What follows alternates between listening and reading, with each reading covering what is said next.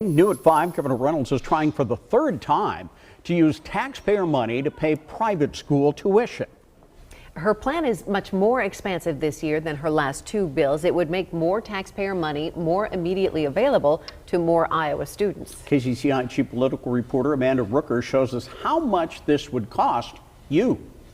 Steve, Stacy, over the course of 3 years, every Iowa family would qualify to receive state money to help pay for private school tuition if this plan passes. The governor's plan this year would create an education savings account, also known as an ESA. You might hear that a lot this session, for every Iowa student who wants to switch to private school. Now, the state would deposit roughly $7,600 each year into that account. That's the full amount of taxpayer money that the state invests in every student. Now, there's no cap this year on how many scholarships the state will fund. Availability only stops when Iowa private schools run out of room.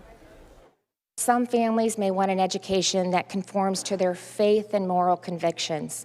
Some kids have ambitions and abilities that require a unique educational setting. Others may experience bullying or have special needs. Regardless of the reason, every parent should have a choice of where to send their child. The first year, all Iowa kindergartners and all public school students would be eligible. Students already going to private school qualify if their family's income is at or below 300% of the federal poverty level. That income limit, roughly $83,000 for a family of 4. Now, the governor's office estimates roughly 14,000 students will apply for education savings accounts next year. Now, if each of those students receives $7,600, that brings the program's total price tag for just the first year roughly $107 million.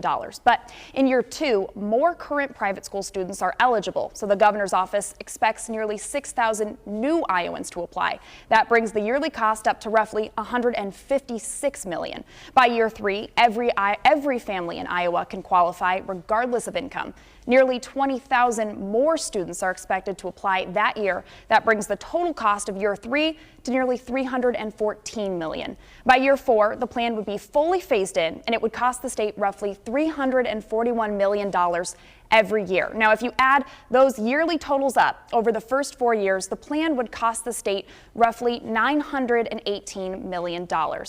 While roughly $7,600 will go to each student instead of a public school, districts do get an additional $1,205 for each student that switches to private school.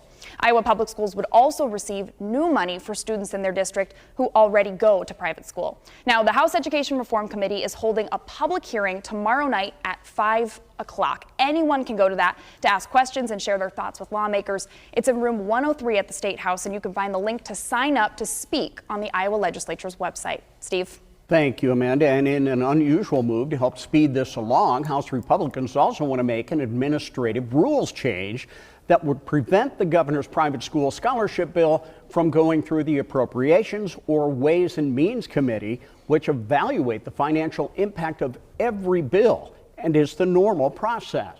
We asked House Republicans why they want this change. Their spokesperson responded with a statement that reads, "The Speaker has been clear that the Education Reform Committee was created to handle the ESA bill. After going through education reform, the next action on the bill will be a vote on the floor."